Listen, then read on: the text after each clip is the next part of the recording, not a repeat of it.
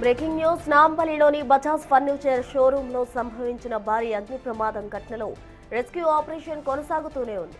ప్రమాదం జరిగి 19 గంటలు గడుస్తున్న సహాయక చర్యల్లో ఎలాంటి పురోగతి లభించకపోవడంతో అధికార యంత్రాంగం ఆందోళన పడుతూ ఉన్నారు. ఇంకా మంటలు ఆరకపోవడంతో లోపల చిక్కుకున్న 6గురి పరిస్థితి ఏమైందో తెలియక కుటుంబ సభ్యులు కన్నీరు మున్నీరవుతున్నారు.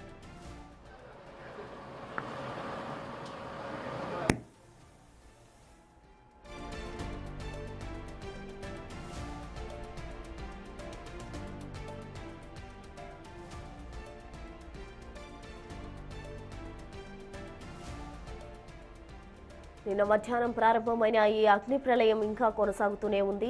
రాత్రంతా అగ్నిమాపక సిబ్బంది డజన్ల కొద్ది ఫైర్ ఇంజన్స్ తో మంటలు ఆర్పేందుకు శ్రమించినప్పటికీ దట్టమైన పొగ, సెల్లార్లోని భారీ ఫర్నిచర్ నిల్వలు ఆటంకంగా మారాయి. మంటలు అదుపు చేసేందుకు అధికారులు ఎన్ని వ్యూహాలు పనినా, రోబోలను రంగంలోకి దించినా ఆశించిన ఫలితం దక్కకపోవడంతో అధికారులు తలలు పట్టుకుంటున్నారు. భవనంలో చిక్కుకున్న 6గురి ఆచూకీ కోసం గాలింపు చర్యలు కొనసాగుతున్నాయి.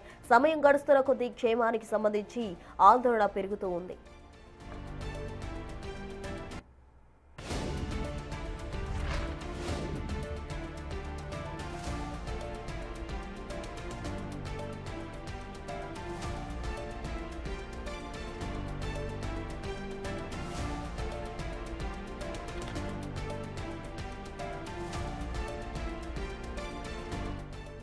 కాసేపట్లో నాంపల్లికి జేఎన్టీయూ ఇంజనీరింగ్ నిపుణుల బృందం రాబోతుంది. ఈ మంటలో భవనం చిక్కుకుని కాలిపోవడంతో బిల్డింగ్ దృఢత్వంపై అనుమానాలు వ్యక్తం చేస్తున్నారు.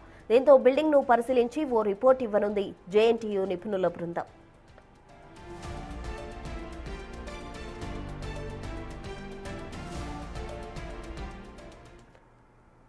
ఇదే అంశానికి సంబంధించి పూర్తి వివరాలు మా ప్రతినిధి సుజాత లైవ్ ద్వారా అందిస్తారు. సుజాత, మనం చూస్తూ ఉన్నాం బజాజ్ ఫర్నిచర్ షోరూమ్ లో ఇంకా అగ్ని ఆహుతి అవుతూనే ఉంది. అక్కడ మనం చూస్తూ ఉన్నాం సెల్లార్లో అగ్ని కంట్రోల్ చేయడానికి అధికారులు ఎన్ని వ్యూహాలు పనినా సరే అగ్ని మాత్రం ఆగిపోవడం లేదు. అయితే లోపల చిక్కుకున్న 6గురి సిచ్యువేషన్ కి సంబంధించి కుటుంబ సభ్యులు తీవ్ర ఆందోళనతో ఉన్నారు. కన్నీరు మున్నీరుగా కూడా వాళ్ళు విలపిస్తున్న పరిస్థితి. లోపల ఉన్న వారి క్షేమం ఏ విధంగా ఉంది, అసలు అక్కడ అధికారులు ఏం చెప్తూ ఉన్నారు, ఈ మంటలు అదుపు చేసేందుకు ఇంకా ఎంత సమయం పడుతుందంటున్నారు? ప్రసన్న, నాంపల్లి ఫర్నిచర్ షోరూంలో చెలరేగినటువంటి మంటల్ని అదుపు చేసే ప్రయత్నం అధికారులు చేస్తున్నప్పటికీ ఆ మంటలు అదుపులోకి రావడం లేదు. కేవలము ఈ భవన నిర్మాణం 4 అంతస్తుల నిర్మాణం, సెల్లార్లో చెలరేగినటువంటి మంటలు క్రమేణా సెల్లార్ 2లోకి వ్యాపించడంతో అధికారులు పూర్తి స్థాయిలో చుట్టుపక్కల యాక్సెసిబిలిటీ, బిల్డింగ్కి ఉన్నటువంటి యాక్సెసిబిలిటీ ఆధారంగా మంటలను ఆర్పే ప్రయత్నాలు చేస్తున్నారు. కానీ లోపలికి వెళ్ళాలి అంటే సెట్ బ్యాక్స్ లేకపోవడం ఒక రీజన్ అయితే, బిల్డింగ్ మొత్తం అద్దాలతో కూడినటువంటి బిల్డింగ్ మనకి విజువల్స్లో కనిపిస్తుంది. ఈ మంటలు సెల్లార్లో నుంచి రావడంతోనే కేవలము సెల్లార్లోకి వెళ్ళాలి అంటే ఎక్కడా దారి లేకపోవడం వల్లనే అధికారులు లోపలికి వెళ్ళలేకపోతున్నారు. మరోవైపు ఫైర్ సిబ్బంది కూడా మంటల్ని అదుపు చేయాలి అని అంటే ఆ వాటర్ని స్ప్రే చేసేటువంటి మార్గం కూడా లేక చుట్టుపక్కల బిల్డింగ్కి ఉన్నటువంటి గోడల్ని బ్రేక్ చేయడము, ఆ గోడల ద్వారా మంటల్ని ఆర్పే ప్రయత్నం చేస్తున్నారు. కానీ ఈ బిల్డింగ్లో జరిగినటువంటి అగ్ని ప్రమాదం అనే కన్నా కూడా 6గురి కుటుంబాల్లో జీవితాంతం మిగిలినటువంటి ఒక చీకటి రోజుగా చెప్పుకోవచ్చు. దాదాపు 18 గంటల నుంచి ఒకవైపు అధికారులు ఆ మంటల్ని అదుపులోకి తీసుకురావడానికి శ్రమిస్తుంటే మరోవైపు కుటుంబ సభ్యులంతా కన్నీరు మున్నీరు అవుతున్నారు. వాళ్ళు రోడ్డు మీద కూర్చొని మా కుటుంబ పరిస్థితి ఏంటి, లోపల ఉన్నటువంటి 6గురు ఎలా ఉన్నారు, వాళ్ళ యోగక్షేమాలు ఏంటి, బయటికి వస్తారా రారా, మేము చూసుకునేటువంటి అవకాశం కూడా మాకు లేకపోయింది అని చెప్పేసి దాదాపు ఒక 300 నుంచి 400 మీటర్ల వరకు పోలీసులు బారికేడ్స్ని ఏర్పాటు చేశారు. ఎవరిని లోపలికి అనుమతించడం లేదు. చుట్టుపక్కల ఉన్నటువంటి అన్ని దారుల ద్వారా మంటల్ని అదుపు చేయాలి అని చెప్పేసి తీవ్ర ప్రయత్నాలు చేస్తున్నారు. కానీ మంటలు అదుపులోకి రాకపోవడం వల్ల అటు అధికారులు ఏం తోచినటువంటి పరిస్థితి ఉంది.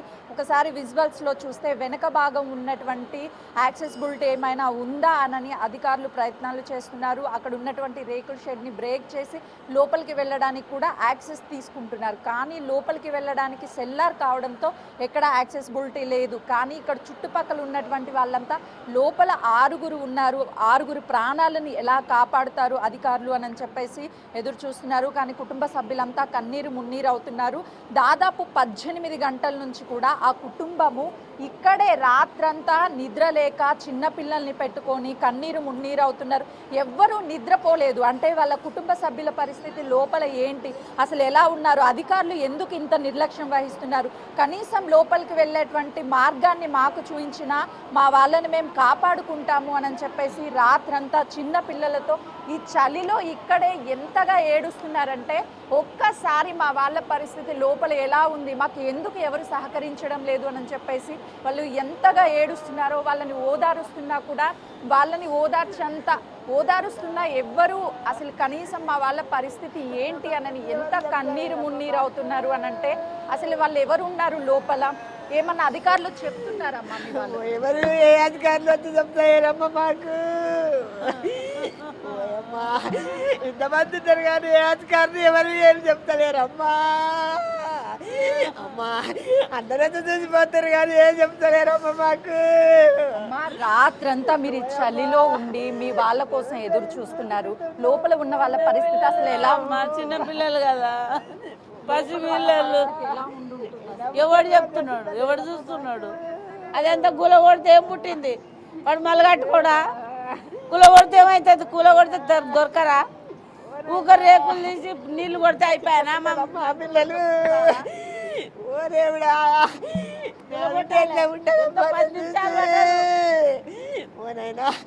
ఎంతగా విలవిలలాడుతూ ఉంటారమ్మా లోపల ఉన్నటువంటి చిన్న పిల్లలు. అలా ఎట్లా తెలియాలమ్మా మాకు? వాళ్ళని కాంటాక్ట్ అవ్వడానికి ఫోన్ చేయడం కానీ చేశారా? పెట్టెలు సామాను ఉంటే ఏడో పెడతారమ్మా. అంత సామాను ఉంటే కాలిపోదా? కాలు కాలుతలేవా? నీళ్ళే కొత్త నీళ్ళే కట్టుకపోతున్నావంట. ఎప్పటి నుంచి ఉంటున్నారు వాళ్ళు ఇక్కడ? 7 ఏళ్ళు అమ్మా. అది కట్టినప్పటి నుంచి ఉండవు. ఆ బిల్డింగ్ కట్టినప్పుడు సంత ఉంటారమ్మా. వయసు ఎంత ఉంటుందమ్మా? 12, 8. ఇద్దరు ఆడపిల్లల? మగ పిల్లలు ఇద్దరు మగ పిల్లలే అమ్మా. ఆ పిల్లలను చూడండి, ఇక దుర్గోళ్ళ పిల్లలు పోయినరు, ఆ పిల్లలు అక్కడనే పోయినరు. ముసలామె ఆమె ఏజ్ ఉంది, ఊడుస్తుండేది ఆమె ఉంది. చూడొచ్చు మరో కుటుంబం కూడా. వీళ్ళంటే కేవలము వాళ్ళ పర్సన్స్ లోపల ఉన్నారు. మా కుటుంబ పరిస్థితి ఏ విధంగా ఉంది అనేది ఎవ్వరూ చెప్పడం లేదు. అసలుకి మేము ఎలా బ్రతకాలి మా వాళ్ళు లేకుండా? 6 నుంచి 7 సంవత్సరాల నుంచి ఇక్కడే పనిచేస్తున్నారు. కానీ ఈరోజు ఆచూకీ చెప్పడం లేదు అని చెప్తున్నారు. నిజంగా ఈ టైంలో మిమ్మల్ని ఎవ్వరూ కూడా ఓదార్చలేరమ్మా. సో లోపల పరిస్థితి గురించి ఏమన్నా చెప్తున్నారా? మాకు ఏం తెలియదు మేడం. మీరు ఎక్కడ? మా దగ్గర ఇందేరకొండ సైడ్. ఎవరున్నారు మీ వాళ్ళు లోపల? మా తమ్మిని కొడుకులు ఎంతమంది ఉన్నారు? ఇద్దరు ఆయనకు ఇద్దరు అలానే ఊరు. ఎంతో అల్లారు ముద్దుగా పెంచుకుని ఉంటారు వాళ్ళని. ఈ రోజు ఈ పరిస్థితి వస్తుంది అనుకున్నారా ఎప్పుడైనా? మేము అనుకోలేదు, మాకు కష్టం వస్తుందని మేము అనుకోలేదు.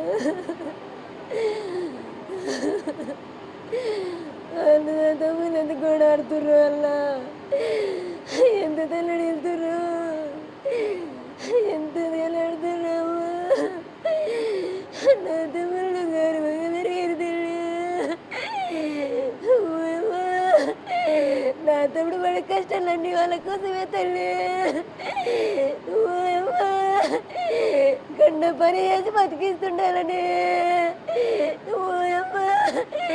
గండ పని కదా. అయితే వాళ్ళు బతుకు తెరువు కోసము ఇక్కడికి వచ్చాము. కానీ ఈరోజు ఇలాంటి ఘటన జరుగుతుందని ఏ రోజు కూడా ఊహించలేదు అని చెప్పేసి కుటుంబం అంతా కన్నీరు మున్నీరు అవుతుంది.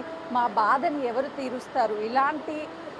ఇలాంటి రోజు అంటూ ఒకటి వస్తుందని ఏ రోజు ఊహించలేదు. కేవలం కష్టం చేసుకొని బతుకుదామని వచ్చినటువంటి వాళ్ళని ఈ విధంగా ఇప్పుడు నరక యాతన లోపల అనుభవిస్తున్నారు. అసలు మా వాళ్ళు ఎలా ఉన్నారు అనేది కూడా మాకు ఆచూకీ కూడా తెలియడం లేదు అని చెప్పేసి కుటుంబ సభ్యులంతా కూడా బోరున విలపిస్తున్నటువంటి పరిస్థితి ఉంది ప్రస్తుతం. Right, thank you Sujatha. మొత్తంగా నాంపల్లి ఫర్నిచర్ షోరూంలో చిక్కుకున్న ఆరుగురి ఆచూకీ కోసం కుటుంబ సభ్యులు కన్నీరు మున్నీరుగా విలపిస్తున్నారు. ఆ దృశ్యాలు కూడా మనం బిగ్ టీవీ స్క్రీన్ పై చూడడం జరిగింది. మొత్తంగా అధికారులు తీవ్రంగా శ్రమిస్తూ ఉన్నారు. రోబోలను అలాగే అత్యాధునిక టెక్నాలజీ ఉపయోగించి మంటలను అదుపు చేసేందుకు ప్రయత్నిస్తున్నప్పటికీ కూడా తెల్లార్లు మంటలు అదుపులోకి రాని పరిస్థితి. మరి ఈ మంటలన్నీ ఎప్పటిలోగా అదుపులోకి వస్తాయి, లోపల ఉన్న వారి ఆచూకీ ఎప్పటిలోగా కనుగొంటారు అన్నది